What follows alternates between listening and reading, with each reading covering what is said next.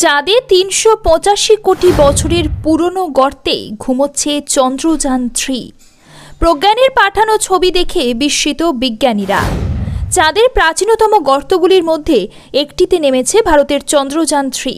Rover প্রজ্ঞানের ক্যামেরায় তোলা ছবিগুলি বিশ্লেষণ করে এমনটাই মত বিজ্ঞানীদের। তারা জানিয়েছেন, চাঁদের যে অংশে ভারতের মহাকাশযান পৌঁছেছে সেখানে এর আগে কেউ কখনো পৌঁছতে পারেনি। আনুমানিক ৩৮৫ কোটি বছর আগের গর্তে পা রেখেছে চন্দ্রযান-3।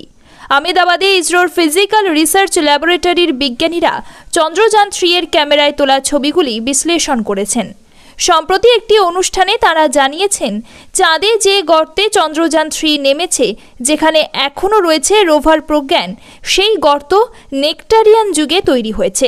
প্রায় ৪০০ কোটি বছর আগে সেই যুগের অস্তিত্ব ছিল।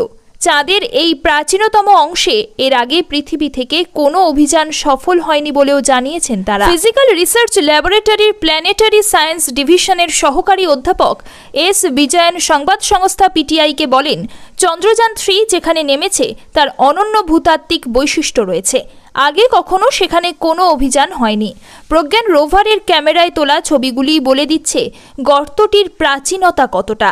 ওই ছবি থেকে চাঁদের বিবর্তন সম্পর্কেও ইঙ্গিত পাওয়া যাচ্ছে। বস্তুত মহাকাশে কোনো গ্রহ বা উপগ্রহের পৃষ্ঠে গ্রহাণু ধাক্কা মারলে যে গর্ত তৈরি হয় সেগুলিকে ক্রেটার বলা হয়। তেমনই একটি ক্রেটারে নেমেছিল চন্দ্রযান-3। গর্তটি প্রায় ১৬০ কিলোমিটার বিস্তৃত। বিজ্ঞানীরা জানিয়েছেন, ওই গর্ত অর্ধবৃত্তাকার। ২০২৩ সালের অগস্ট মাসে চাঁদের দক্ষিণ মেরুর কাছে সফট ল্যান্ডিং করেছিল ভারতের মহাকাশ গবেষণা সংস্থা ইসরোর তৈরি চন্দ্রযান-3 এর ল্যান্ডার বিক্রম। তার পেট থেকে বেরিয়েছিল রোভার প্রজ্ঞান।